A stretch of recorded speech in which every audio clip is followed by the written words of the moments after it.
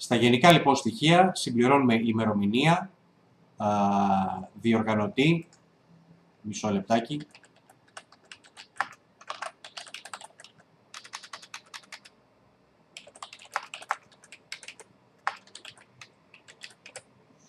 πολύ ωραία. Συνεχίζουμε. Θα έχουμε κάποια προβληματάκια.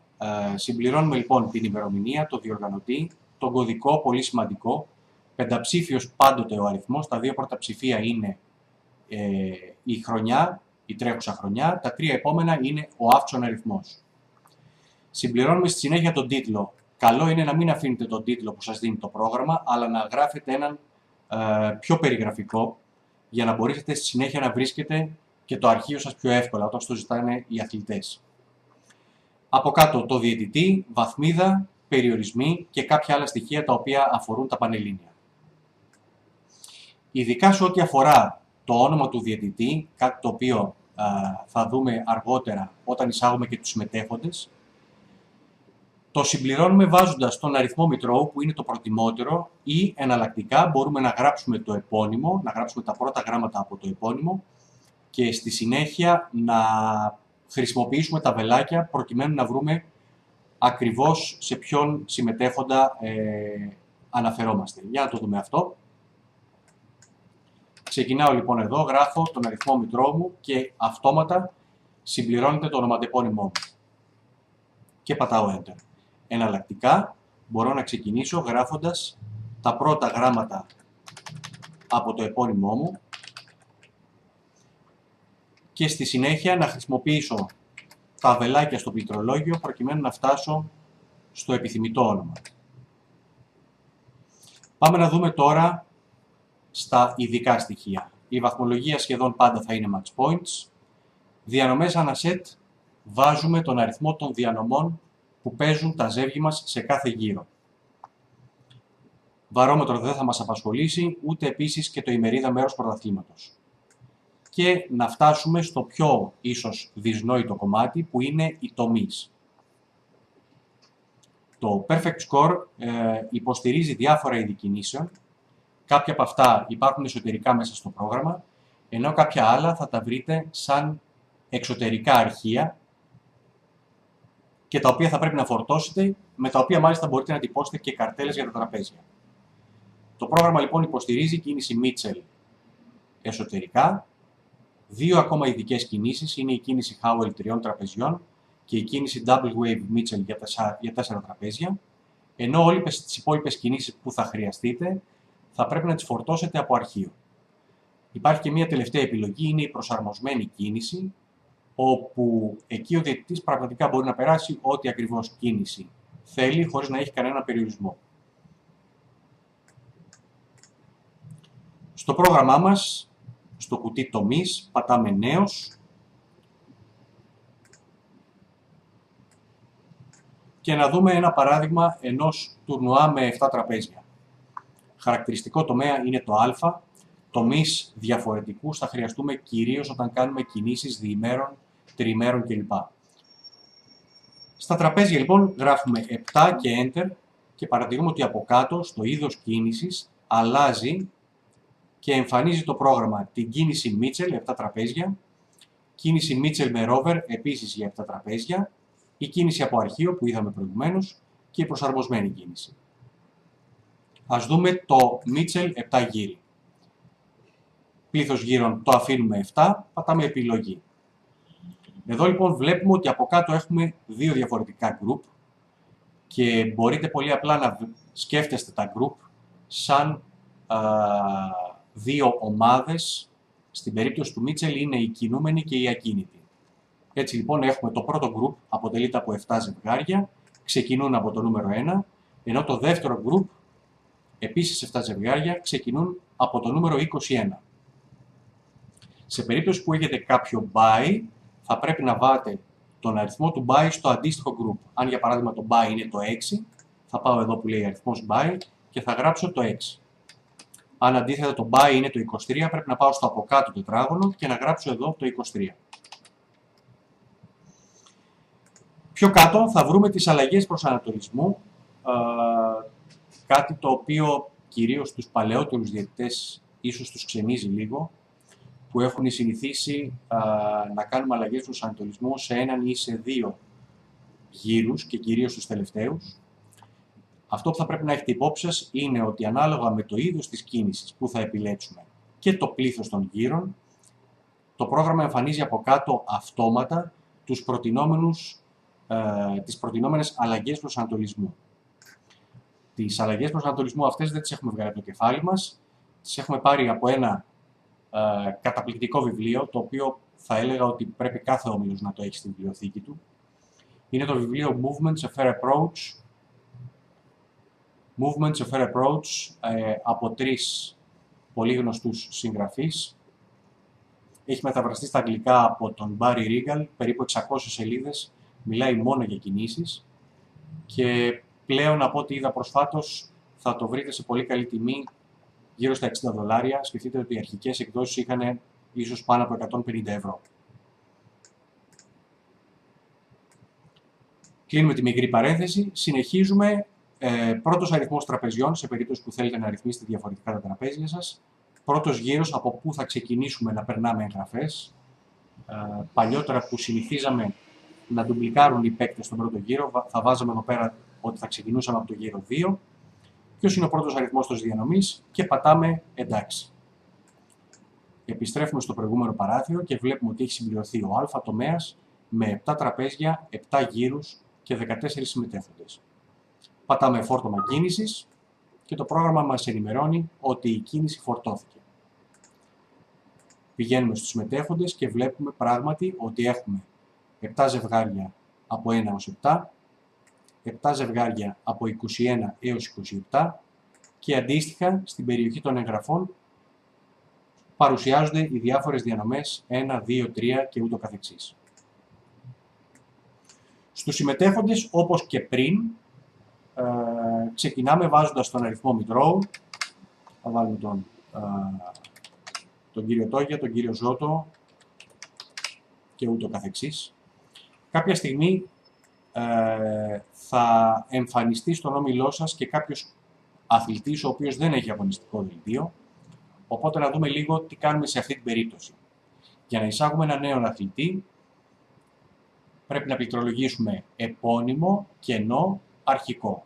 Οπότε ο αθλητής θεωρείται ότι είναι κατηγορία 1. Ο δεύτερος τρόπος είναι επώνυμο, κενό όνομα, κενό αρχικό, επίσης νοείται ότι είναι κατηγορία 1. Ο τρίτος τρόπος είναι επώνυμο, κενό όνομα, κενό αρχικό, κενό κατηγορία. Εδώ δηλαδή μπορούμε να βάλουμε και συγκεκριμένη κατηγορία σε κάποιον αθλητή, σε περίπτωση για παράδειγμα που έρθει κάποιος ξένος, του οποίου γνωρίζουμε από πριν περίπου τη δυναμικότητά του.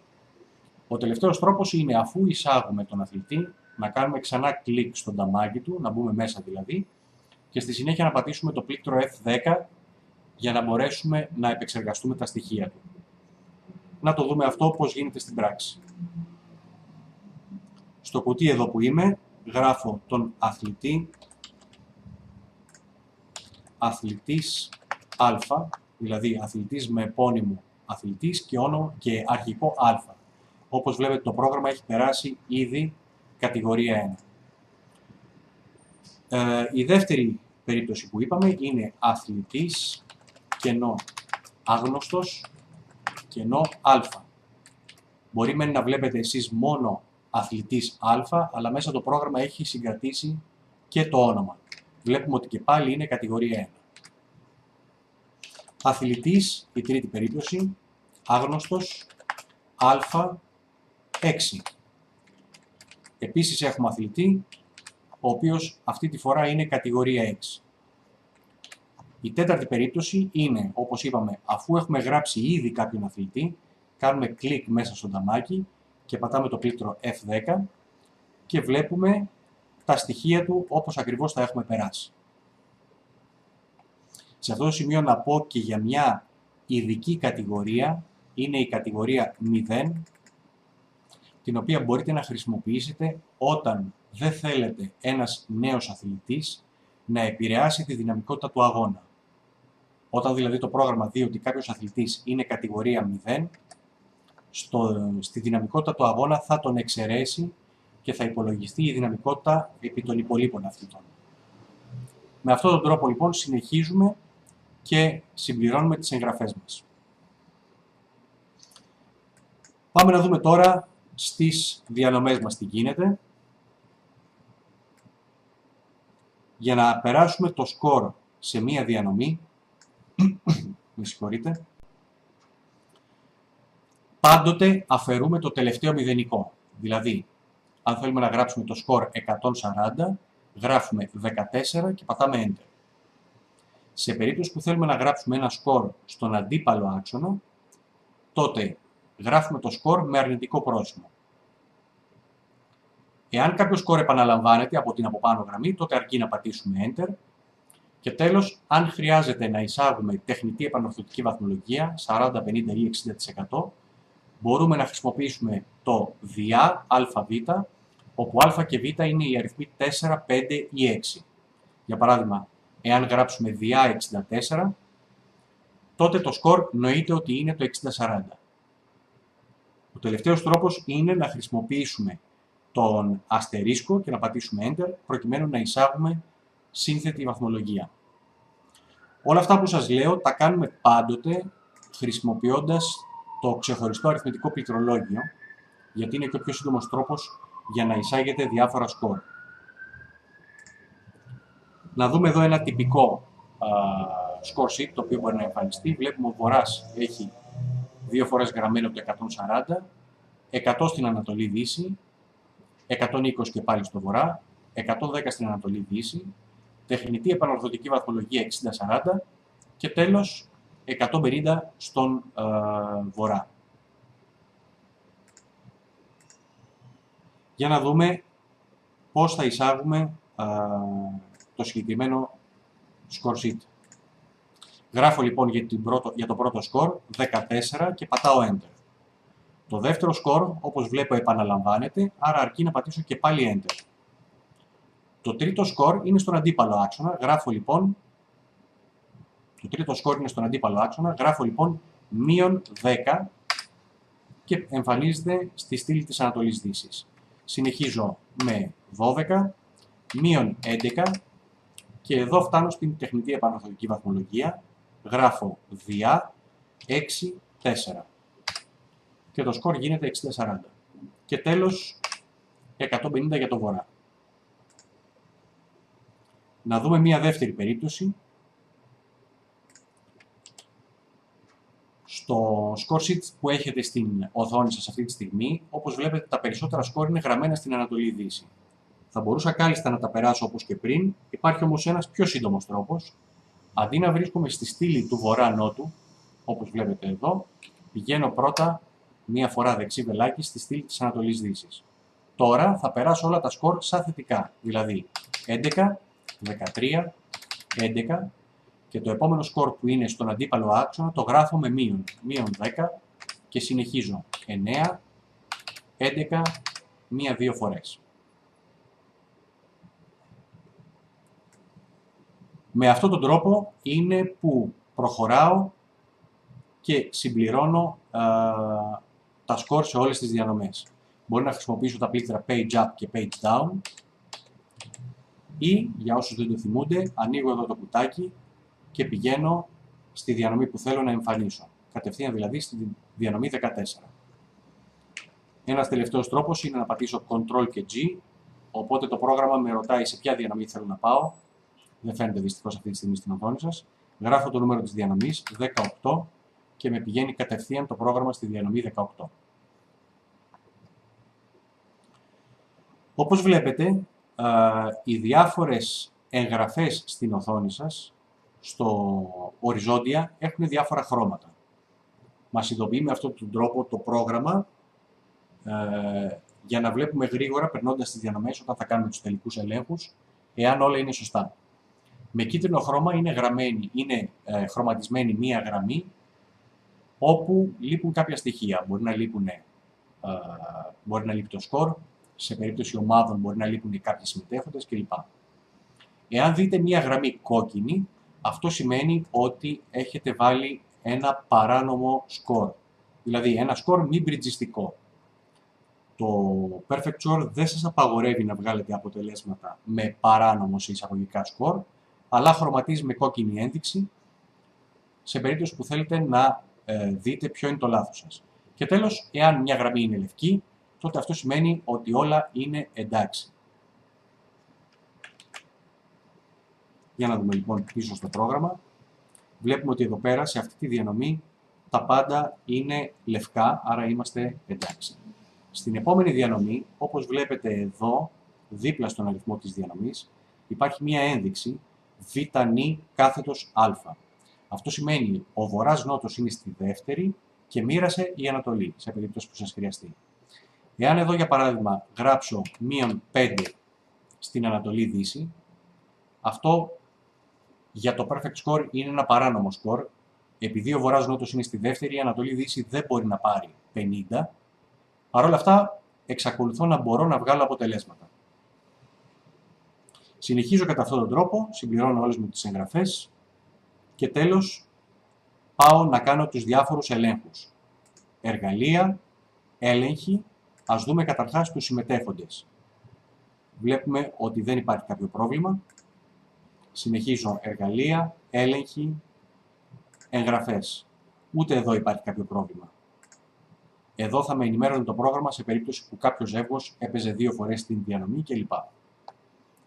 Αφού λοιπόν είμαι έτοιμος, πηγαίνω εκτυπώσεις, κατάταξη και εδώ είναι που το πρόγραμμα με ενημερώνει ότι δεν έχω συμπληρώσει όλες τις εγγραφές, κάτι το οποίο το γνωρίζαμε. Μου λέει ποιες διανομές πρέπει να συμπληρώσω και στη συνέχεια με αυτόν τον τρόπο εμφανίζεται η κατάταξη στην οθόνη.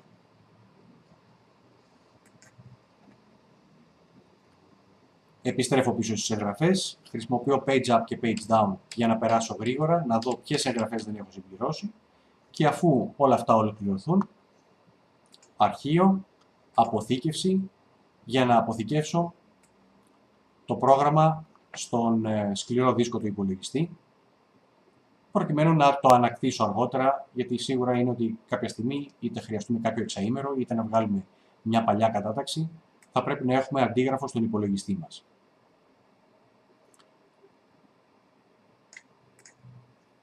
Το Perfect Score χρησιμοποιεί τους φακέλους του υπολογιστή σας για να ταξινομήσει τις ημερίδες, αρχικά κατά έτος, στη συνέχεια κατά μήνα και στη συνέχεια κατά ημέρα.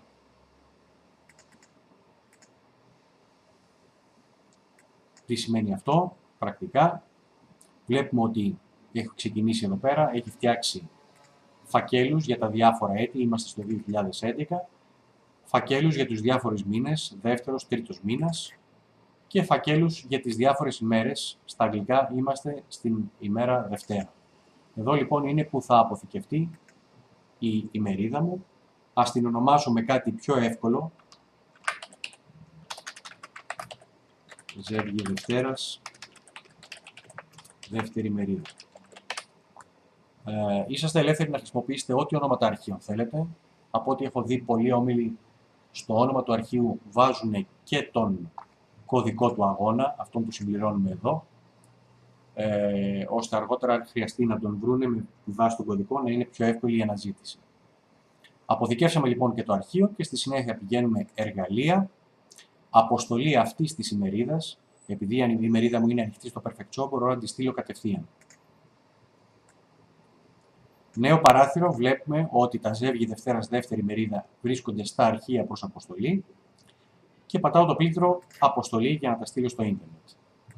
Μπορώ να τα στείλω ως κανονική ημερίδα, ως προσωρινό αποτέλεσμα. Αυτό είναι χρήσιμο ιδιαίτερα όταν έχουμε αγώνα ομάδων, να δημοσιεύσετε προσωρινά αποτελέσματα κατά τη διάρκεια του αγώνα. Εάν έχετε ήδη στείλει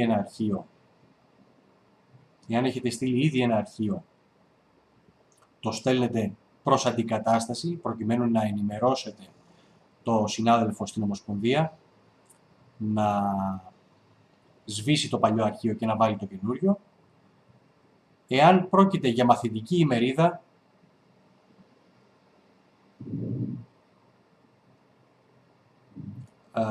το στέλνουμε για συγκεντρωτικό μαθητών. Αυτό σημαίνει ότι θα πάει ταυτόχρονα και στο συνάδελφο ο οποίος έχει αναλάβει τα μαθητικά του ΝΟΑ. Και τέλος, αν θέλετε να ενημερώσετε για κάποιο σφάλμα, το στέλνουμε για αναφορά σφαλμάτων. Πατάμε εντάξει και η ημερίδα αποστέλλεται αυτόματα. Πριν κλείσουμε τη σημερινή μας παρουσίαση, τουλάχιστον όσον αφορά το δικό μου κομμάτι, να σας πω πώς μπορείτε γενικώς εσείς να ενημερώνεστε σε αυτή την καρτέλα, να ενημερώνεστε σε ό,τι αφορά το πρόγραμμα. Έχουμε 3 διαφορετικές διευθύνσεις: software.hellasbridge.org, wiki.hellasbridge.org και ideas.hellasbridge.org. Σε αυτές τις 3 διευθύνσεις, στην πρώτη μπορείτε να παραλάβετε το πρόγραμμα, στη δεύτερη μπορείτε να βρείτε ομολογμένος ελλειπές εγχειρίδιο, ελπίζουμε στη δική σας συμμετοχή προκειμένου να συμπληρώνετε όλο ένα και περισσότερο, ενώ στην τρίτη μπορείτε να καταθέσετε τις δικές σας ιδέες και προτάσεις, διότι μην ξεχνάτε ότι αυτό είναι ένα πρόγραμμα που φτιάχνετε για σας, είναι το δικό σας το εργαλείο, άρα εάν πιστεύετε ότι έχετε κάποια ιδέα, ότι κάτι δεν λειτουργεί όπως θα έπρεπε, στείλτε μας τις ιδέες να τις συζητήσουμε και ενδεχομένως να τις υλοποιήσουμε. Τέλος, υπάρχει ένα mailing list, directors@hellasbridge.org. Καλό θα είναι όσοι είσαστε διαιτητές να έχετε γραφτεί σε αυτό το mailing list. Εκεί είναι που στέλνουμε όλες μας τις ανακοινώσεις που αφορούν το Perfect Score, αλλά και διάφορα άλλα θέματα διαιτησίας. Αυτές τις διευθύνσεις θα τις βρείτε από το site μας. Θα κατέβετε στο κάτω μέρος, εδώ που λέει λογισμικό. Παραλαβή του προγράμματος, εγχειρίδιο χρήσης και ιδέες και προτάσεις. Όσον αφορά το mailing list, θα πάτε εκεί που λέει επικοινωνία. Θα κατέβετε λίγο παρακάτω και βλέπετε ότι η ΕΟΜ διατηρεί αρκετά mailing list τα οποία στέλνονται ανακοινώσεις και μπορείτε να γίνετε συνδρομητής κάνοντας κλικ εδώ. Εδώ είναι οι διάφορες λίστες στις οποίες μπορείτε να γραφτείτε. Αυτή που μας ενδιαφέρει είναι η λίστα των διαιτητών. Κλικ εδώ, εδώ γράφετε το email σας.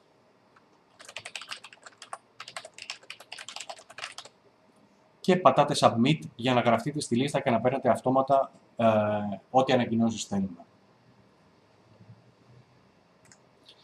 Σε αυτό το κομμάτι εγώ τελείωσα, δεν έχω κάτι να σας πω σε πρώτη φάση. Και πάλι να σας ευχαριστήσω όλους εσάς που ήρθατε και συμβάλλετε με αυτόν τον τρόπο στην προσπάθειά μας. Εφόσον έχετε ερωτήσεις, εάν θέλετε να ρωτήσετε, να